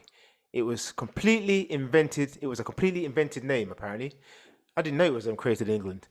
And one that at the time had no negative connotations. In the first story, it was initially described as a horrid sight. Surprise. The Black Gnome. But turns out, in fact, to be good, lovable, and brave with a kind face. Dressed in red trousers. Yeah, they didn't never get changed. Red trousers with a white shirt and a blue coat. He proved an instant hit with the British public. But he did. Then Europe, Australia, and to a lesser extent, the United States. Toy companies then jumped on the bandwagon, releasing a flurry of dolls, toys, and badges. The figure first appeared on the Robertson Jam Jar around 1920, before later appearing in Enid Blyton books, Noddy, as naughty thieves who once pinched Noddy's prized yellow car. But by now, the unpleasant racist stereotyping were in effect, and the name was shortened and used as a derogatory word for black people. In 1983, the Greater London Council banned Robertson products from its jurisdiction. 1983. Are we saying in 1982 that we still had that little man on the jam jar? In 1988, the character was no longer used in TV advertising. In 1988, so again, that means what? 1985, 86, and 87, you could still see that brother on TV adverts. Brother. The Enid Blyton book, yeah. The Enid Blyton books, negative use of the characters was toned down. And after holding out for many years, even Robertson's Jam was forced to jettison Golly in 2002. But notice what it says there, they were forced to. Because obviously their sales were good. So ain't nothing going to make them get up one morning and say, okay, that's it, guys. Let's wrap it up. No. It's political correctness that forces their hand. And regardless of the money that they're making, they have to now find another way to advertise their jam. So again, is that not? So again, bro, you don't knock political correctness. Don't throw the baby out with the bathwater. And move the peas out the way, yeah? Yeah, move the peas out the way. Political correctness. Asking someone what their cultural or ethnic background is, rather than asking them where they're from. Also, what shade of skin colour their child will be. Very good. Comments confirmed by Prince Harry that were said to his wife by a well-educated family member. Common sense fail, or the deliberate lack of use of political correctness. And that's from The Silent Assassin. Hello, Silent Assassin. What's happening? Where you been? Isn't it? Good question. Good question. In both sense, yeah, where you been and the statement. But yeah, political correctness. You know, if it wasn't political correctness, then maybe we wouldn't even have bothered asking the question, or we wouldn't have been concerned. But political correctness tells us that question's not on. And they can't get she did get part of it wrong. It wasn't Meghan that it was asked of. It was Was it Asked of Harry, wasn't it? Yeah, but I know it's by the by. I know, but yeah, I know it's by the by, but yeah. But who do you reckon it was? I don't know. There's so many. It could be any one of them, bro. It could be any one. I guarantee you, everybody. Okay, I guarantee you, if I was a betting man, everyone would have said the first thing everyone came out of the mouth. The first word that came out of the mouth was Philip. Yeah. But he was in the hospital at the time. Was he? He was desperate at the time. So, doesn't mean he can't talk. Yeah. It doesn't mean he can't talk. For sure. Send Harry a message. All right. Check out these words. Black sheep. Barber. Was this word association? Sorry. Blackmail. Blacklist. Blackboard. Do you know what blackboard is? Don't be silly. All right, yeah, okay. Well, what about this one then? Blackbirding. Do you know what blackbirding is? I didn't know what this one was. No, no, I don't know what it is.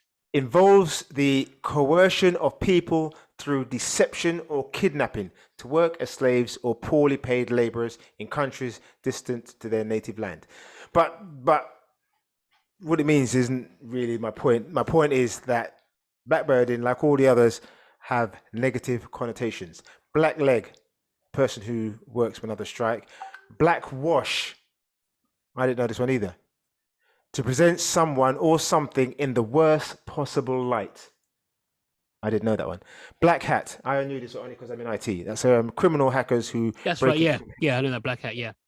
So, all right, so all those words, and there could be many more, I didn't have all day. All those are words that have black with a negative connotation. Would you concur with that? Okay, yeah. I agree with the negative connotations. I do. Okay, so then my next question then is, would it be so wrong if there was a call for some of those words to stop being used? I guess so. Yes, you have an argument there. You have a Right, yes. so there are words because you said something earlier on about it's even trying to change our language. My point is that if language is being used and it's got racial undertones, then why shouldn't it be changed? Let me ask you a question. If let's just say ignore that statement. Totally. Sorry. It's a huge statement to just ignore. It's a huge statement to just ignore. I'm sorry. Because it is. It's the language that we all use. Yes. And I think that if we have language that is negative to the word black, then it cannot be any use to us. It can only be divisive to black people. So then if people start saying, yes, that word blackmail, it's a common word, but I think it should be changed. Is it so to what? Change to what? Change to what? Well, it's something totally different. I don't know. You give me 5 minutes or off the show, I can come up with a word and tell you. It could be changed to anything. Anything. I mean, to what isn't the point? The point is that if the word has negative connotations to black and gives the idea that all things that are black are bad, then shouldn't it be changed? That's my question. I'll ask you again. Shouldn't it be changed? And if the answer is yes, then what it should be changed to is irrelevant. That's a question that you ask way down the line. Okay. Question is, should it be changed? Is there an argument for it to be changed? That's the question. Let me ask you a question. So can I ask you a question? Yeah, yeah. You're a little rant. I know. So let's talk about crime. Right, because I know that there'll be a lot of people thinking, no, I mean, you're talking about changing the English language. No way. That's why I've ranted. People won't write in and say, but there'll be a lot of people that won't like the idea of someone saying. You don't want a text from Donna Mirandi again. See how I keep quiet? Right now, I'll take a text from anybody. Then. But yeah, go ahead. Let's say you're the victim of a crime. Oh, text come through. Not done, I hope. So go ahead. Go on. Go on, Roxanne. Go on. No, I just heard the phone beep, so I'm just saying the text come through. I don't know who it's from. Carry on. Yeah, let's say you're the victim of a crime. Ooh. Okay. Well, we could argue that we all are, but that's another story. Yeah. I digress. Yeah, go ahead. It's a big dive. And you have to give a description to the police. Yeah. Okay, and he's a black male. 6'1", 13, 14 stone, would you use the word blackmail? Do I want him to be caught? I don't know. I'm asking you the question. Well, if I want him to be caught, then it'd be an idiot not to say that he's a black male. Right. Okay. So the University of Nebraska have said that they should, with regards to descriptions of men of color, they shouldn't use the term black male or African American. Okay. So what are we supposed to use? Well, I don't know. I'm assuming that they're going to tell us we shouldn't use it. I'm assuming that they're going to give us another term to use instead. Like what? His hue was sun-kissed? well, I guess it would his skin pigment was rich in melanin. Well, that takes too long, though, man. You get away by the time you finish saying that, you're gone. exactly. Or if it was a white guy, what would we do? He had that Casper the Ghost glow about him. I believe. Yeah, but look. Yeah. Look, as far as I can see, that's what I mean. Where it gets a bit silly, okay? Yeah. As one of the few things Michael Jackson said, which was absolutely correct. It doesn't matter if you're black or white. But it did to him. Yeah, exactly. Yeah. Roxanne, you see, that's an impartial. No, you see, you're not. Yeah, I've never understood him. I never understood him making that comment because exactly, and that's why I went quiet for a bit because he was the wrong person to say that because it definitely mattered to him. So he's not fooling. He wasn't fooling anybody. And but no. So you would say. Sorry, go on, Roxanne. Go on. I wanted to say silent assassin is given another alternative to blackmail. It could be changed to urban mail. Ooh, is that a But yeah, whatever. I think yeah. So was you going to say something? And to white criminals, melanin deficiency. Milk bottle. Unigate. Exactly. Yeah. Milk bottle. I mean, it's... All right. So of course, I've just dropped some names there that have negative connotations to the word black. So of course, you know where I'm going next. We've talked about blackmail and what it meant, which was what blackmail. And I didn't see what it means, but we all know what black male is. So white male, do you know what white male means? And don't say a white bloke who's walking around. What, postie? Yeah, see that. A donation received without a statement or other source of identification. So my point is nothing negative about that. Maybe the opposite. It's a donation. So it's someone who's been quite nice. White list. We know what a black list is. A white list. A list of people or things considered to be acceptable or trustworthy. Which is, again, that sounds like something good. Whitewash. That's a cover-up. No. Whitewash is... It's cover-up. It's cover-up. Yeah, but listen, but concealing unpleasant facts about someone or something. Unpleasant facts. So again, that doesn't come across negative to me. Doesn't it? Concealing unpleasant facts. When someone asks me how it's easy, instead of telling them that he's a right so-and-so, I do a whitewash and I say, yeah, he's a whitewash. That's a good thing I've just done there. That's not a bad thing. That's a good thing. Come on. The term whitewash is come on. The term white is definitely negative. You can't turn around and say that is what's name. Well, I Googled whitewash and it says concealing unpleasant facts about someone or something. That's the term it gave me. Usually when you think of whitewash, the first thing you think of is something's being covered up. Something wrong, something negative is being covered up. It doesn't detract from the fact that, it doesn't make it smell of a bed of roses because you throw the word, you say it's whitewash. You think something criminal. Which is the worst? Which is the worst then to you? Blackwash or whitewash? Blackwash, to present someone or something in the worst possible light, or whitewash. I've never even heard of blackwash. I just googled it. I've never even heard of blackwash. It's a real word. I believe you. We spoke about black hat, criminal hackers who break into computers networks with malicious intent. Here's what a white hat is. A person who hacks into a computer network in order to test or evaluate its security systems. You mean ethical hackers? Yes. So you see the difference there between a black hat and a white hat. They're doing the same thing, but there appears to be a fundamental difference. So would I be wrong to want those terms changed? Eradicated. Eradicated. Yeah, eradicated. Yeah. Would that be so wrong to want that done? To ask for that to be done? No, you're not wrong. You're not wrong. Okay. I do think there are bigger things to worry about than. Well, that's just a personal opinion of mine, though. Well, it's an ongoing thing. You can't say, there's bigger things, so I'm going to leave that.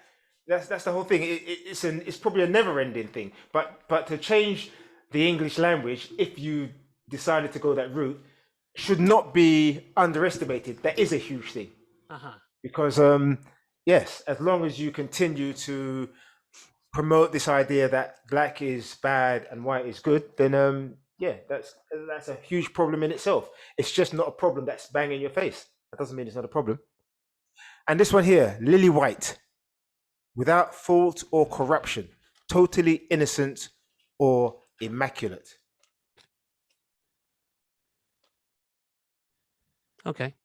So yeah, the idea that political correctness asks that some words in the English language be removed, to begin with, to me, sounds almost ridiculous. But once you start looking into it, I don't know, maybe, just maybe, there is something in it. You know, you see, when you look into something, this is you not being English again anymore, right? Say again? This is you not being English now, remember? Edit. So listen, remember Brian touched on bingo. Yeah. What was he saying there? Is there a lot of Oh yeah, absolutely. So let me read off some of them for you. Okay. I'm going to read the original bingo calls, which have been changed. Oh, have they been changed? They've been changed. I don't think you can't get two fat ladies anymore. You can't get two fat ladies no more. Okay, yeah, you can't. Yeah. Anyway, if you look hard enough. Have they changed the bingo calls then? Oh yeah. Okay. I didn't know that. Here's the original ones. Here's the original ones. So you had 48 was 4 dozen. 74 was candy store. Okay. 15 young and keen. Ooh, that's a bit I like that one. 25 duck and dive. All right. 39 I'm in slang, bro. Steps, as in the film. Yeah, 39 steps. Yeah. All right. Yeah, exactly. 53 stuck in the tree. 78 Heaven's Gate. And bringing up the rear. 86 between the sticks. And it goes on. Okay, it goes on. So the new ones now. You ready? Yeah. 48 is now not another Brexit debate. I don't think these are the real ones. These are from Foxy Bingo. Okay, all right. Yeah. 48, not another. Yeah, Brexit debate. 74 is recycle more. Oh, good God. 25, quarter life crisis. What? Yep, quarter life crisis. Number 39, ready? Love Island time. Ready for this one? Number 49, Amazon Prime. Oh my days. Yeah. 53, here's the tea. Here's the tea. Wait for this one. 53, here's the tea. Okay. 78 is haters gonna hate. Haters gonna hate. Yeah, okay. 86 is Instagram pics. Okay. 14 is Netflix and chill. And it goes on. That doesn't even rhyme. 14 and chill. What? Exactly. And they've changed them because they want to bring in more millennials into bingo. Here's my view on that. Okay. Millennials probably ain't got no time for bingo. They probably want to get drunk and make TikTok videos. That's exactly what they're going to be doing. They will not be playing bingo. And let me just segue to that because what's your thoughts on nicknames? Are they politically correct? Or are they? Can we still class them? Some nicknames are made with the right mindset, and other nicknames can bury you. I know growing up in school, man, I'm not going to name some. There were some nicknames we gave to some people that were not good, and it stuck with them for a long time. Other nicknames. I've got some here. Okay, I've got some here. Some of them come from Lad Bible. Okay, so one of my dad's school friends was called Photo Finish because he walked with his top half leaned forward. I like that. My dad had a mate who's got half of his ear missing, and his nickname is 18 months because he's only got an ear and a half. You joker. Richard Henderson writes that he worked for a guy that only had one small hand and one big hand, and he was known as the Clock. I'm sure these are made up, but they're good. Okay. Tracy's message reads, "My dad was a singer and played Al Johnson on stage, and his troupe did a version of the Black and White Minstrels." Say what? No black people were ever at those shows. In my opinion, anyone that thinks this stuff should be shown now must be sick. I remember my mum walking every toy shop in the West Midlands one Christmas because I had only asked for one thing, and that was a black doll. I wonder how many white little girls these days ask for the same. Yeah, it's very true. Yeah. See, it's interesting because was that from Tracy? That's from Tracy. Yeah. See, so Tracy says that she, asked her mum to get a doll. Yeah. I remember when my firstborn, not my first doll. I was gonna say your first. We won't talk about my first doll. Was it blow up? Was you huffing and puffing? See, I tried to be subtle. You had to go and just have it right out there. Hey, you let the cat out of the bag, rude boy. But yeah, I remember trying to find a black doll for my. I'm blowing up your doll for you. I did wonder. Yeah, I did wonder as well. But yeah, I remember trying to find a black doll for my firstborn, and so obviously that's got to be after Tracy asked her mum. My point is that even then it wasn't easy. So got nothing to do with me. So yeah, it's political correctness which makes those companies go out and get those dolls and sell them, even if they stick to their line, which is that they don't sell that well. That's normally the line that they say, but I'm not sure that's true. But even if it isn't, they now have to stock them. And all those things are all steps related to political correctness. So yeah, we definitely can't. Anyway, assumption we don't have that luxury to say, "Oh, it doesn't work," so let's not bother. We don't have that luxury. Back on the nicknames. Yeah. Yep. Okay. Yep. I got a mate called Mambo because he lived at number 5. Please. Yep, exactly. And a guy named Paul Carolan said, "I used to work at a very sociable company. There was one bloke who never went out, so we called him the Olympic Flame." Okay, I like that. Darren Allen writes, I knew a guy whose nickname was Uncle Ben because he had a cyst removed from his scrotum, boil in a bag. Ooh. And Mark O'Brien writes that he worked at a factory and there was a guy called Keth there. He said Keth. He said it took him ages to realize that his real name was actually Keith, but he had an eye missing. And the last one, there was a guy at work who has one leg shorter than the other, which caused his head to bob side to side, and they nicknamed him. You ready? The Sniper's Nightmare.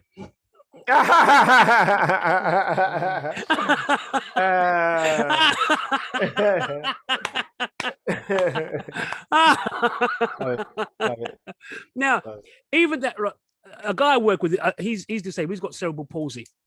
Okay, and I was talking to him about it, and he said to me that when he was at school, when he was younger, because he couldn't walk, he needs a stroller to move around. You know what his nickname was when he was younger? No. Bambi. Oh, good God. See what I'm saying? That's what I'm saying. Kids can be cruel, bro. Kids can be genius, man. Yeah, yeah. That's a killer, bro. That's a killer. Yeah. That's a killer. I must admit, when he told me, I was buckled. I fell to the floor Yeah, laughing. I couldn't help it. I could not help that. You know, Nick. Yeah, I mean, are they, are they offensive or are they a term of endearment? They're not a term of endearment. Don't make people fool you. They're not a term of endearment, bro. He may well have been able to rise above it. No, I think at that age, no matter what he says, I'm not sure he would have at that age. But even if he did, that's just good for him. Those are not terms of endearment. They are what? Offensive? Don't get it twisted, bro. Are they Don't get it offensive? twisted. Of course they're offensive. Oh, well, too late. They're offensive, man. They're offensive. They're offensive. All right, so we've got 10 minutes to go. Let me just quickly hit on one more thing. I see you're reaching, Roxanne. We have a few jaws on the floor tonight Ooh. because we didn't think of the extent that this PC jargon went. We are gobsmacked, or can't we say that anymore? Ooh. Great show. And that's Annette and the girls. Oh, I like Annette's thinking. I like the way she's thinking. Oh. No, you can't say gobsmack. It's mouth slap. I don't know. But yeah, I like that mindset there. But yeah. So 10 minutes ago, what about this whole thing about statues? Easy, you know that they're talking about people want to tear statues down and all that sort of thing. Yep. Of course, a lot of people. I had my manager in my old workplace, no, my new workplace, but he no longer works there. We had a chat about that, and he's English born and bred, and he was pretty adamant that they should stay. Yeah, yeah. And what are your thoughts? The thing is that people 9 times out of 10. I had a discussion with a guy up here.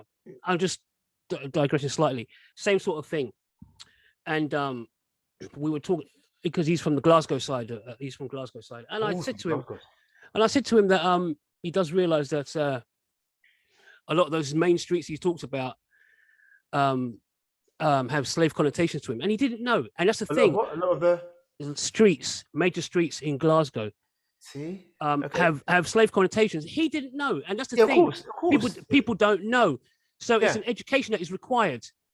Well, who's going to teach them that? Who's going to tell them that these roads have slave connotations, or that these statues even? Not everybody realised that these statues. Go on.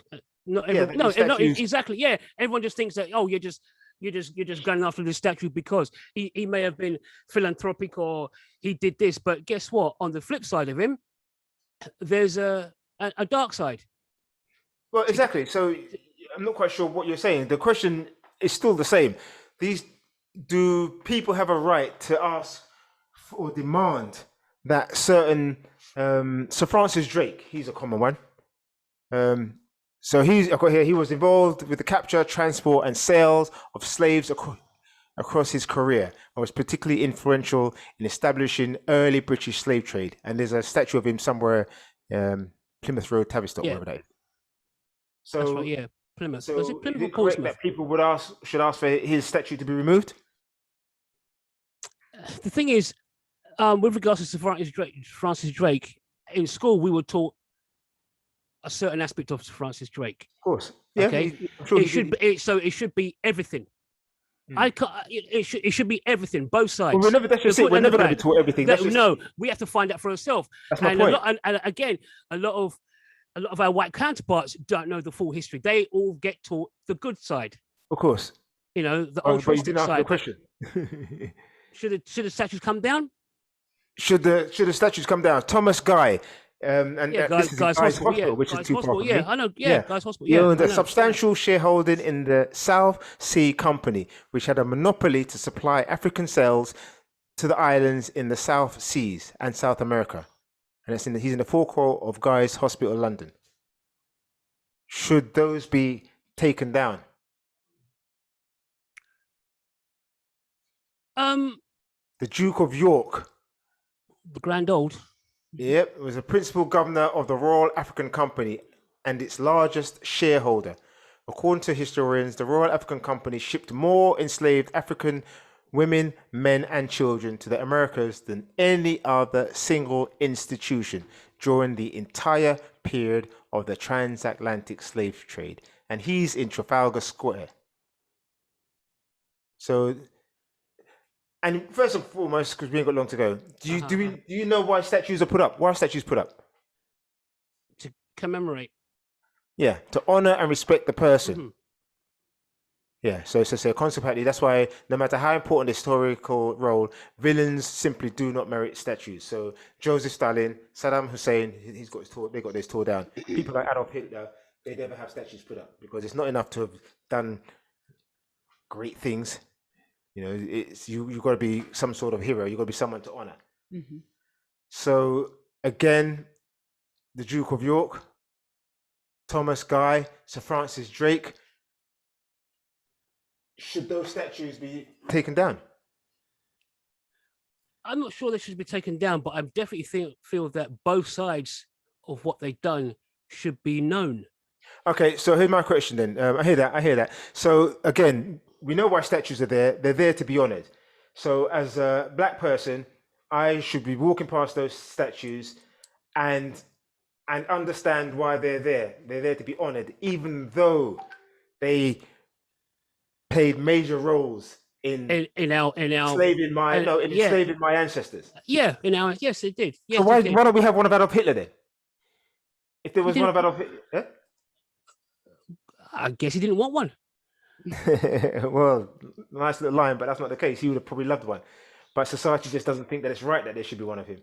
So for whatever good he may or may not have done, he's what good did he do? I don't know. Exactly. I don't know what he did. You know. But there'll be races out there who'll tell you that he done a lot of good. Right. They'll give you up to 6 million reasons. I'm sure. And yet there is still no statue of him. No. Yeah. So again, for whatever good the Duke of York and those guys did, what we do know is that they played major roles in enslaving our ancestors. Why would anyone be surprised then if I don't want to honor them? Why would you be surprised that I don't want to honor those people and that I think that those statues should be removed? Why would that be a surprise to you? I could really give two. I was about to swear. Yeah, that's you. But yeah. What about all the? Why would you not? In fact, why would you not give two? Why not? Because they mean nothing to me. They done what they done. It's not going to change anything. Okay. The thing is, hold on. Let me finish. But like I said earlier, we should know both sides of their history. So there's a balanced view. And then once I learn both sides of their history, wouldn't that make me just even more want them to go? So I learn both sides of their history, and then I have to watch them as their statues parade outside of the hospital you make it sound like the statues are robots. They stand still. They're there to be honoured. They're being honoured. They're being honoured, even though the things that they did. And it surprises me that they're honoured by. You're not bothered. They're honoured by people who want to honour them. But they're still up there. They're up there for everybody. They're up there. So we have to walk past them every day and see their statues, knowing what they did to our ancestors. I mean, again, the question is, why would it be such a surprise if I wanted them to be taken down? I don't see why I'd be surprised. Okay, anyway, I think that is about all that we've got time for. We better move really quick on this one. Juxtaposition. Two things being seen or placed close together with contrasting effect. The Juxtaposition Debate Show. One controversial topic, two contrasting views. How will it unfold? Join Andre and Easy on the Juxtaposition Debate Show on LN Soul Radio. Because there are two sides to every story. Right. Tracy says, and yes, my mum was told that there was not much call for black dolls in the 60s, but she did get one eventually. And the last thing is from The Silent Assassin. She says, sounds like the current Duke of York. Their behaviour is alike. Sounds like the current Duke of York. Your statue, you're talking about your statue of the Duke of York coming down? And her response is, sounds like the current Duke of York. Is that Andrew? Is that Andrew? Yeah. Is Andrew? Is it Prince Andrew? Oh. Yeah. Oh, baby, like. Anyway, final Very thoughts. cryptic. Very cryptic. Yeah. Final thoughts. Go for it. Okay, so quickly, I'm going to say this. Okay. This is from John Lydgate. You can please some of the people all the time. You can please all of the people some of the time, but you can't please all the people all the time. And that's it. Mm-hmm. Okay. I've got here. Yeah, a better society has to be one in which all people feel included and represented equally. Unfortunately, this world is a long way from that, but I have to assume it is a worthy goal to strive for. I believe we as humans work best when we work together as one, regardless of race, gender, or gender. Yeah. Should we hold hands and sing Kumbaya? Nope. Nope. Okay. Juxtaposition. Two things being seen or placed close together with contrasting effect. The Juxtaposition Debate Show. One controversial topic, two contrasting views. How will it unfold? Join Andre and Easy on the Juxtaposition Debate Show on LN Soul Radio. Because there are two sides to every story. Okay, guys, we're going to have to go straight to the goodbyes. Hope to hear from you all, or hope you all guys tune in again next Sunday, 6 till 8 p.m. Right now, next on a sofa with Esther. She must be wondering what the hell's going on. We should have been finished by now. Easy, say goodbye. Bye, everyone. Stay safe. See you next time. Roxanne? Good night, JXP family. Yeah, my name's Andre. You've been listening to the Juxtaposition Debate, because there's two sides to every story. Stay blessed, everyone. It has been emotional.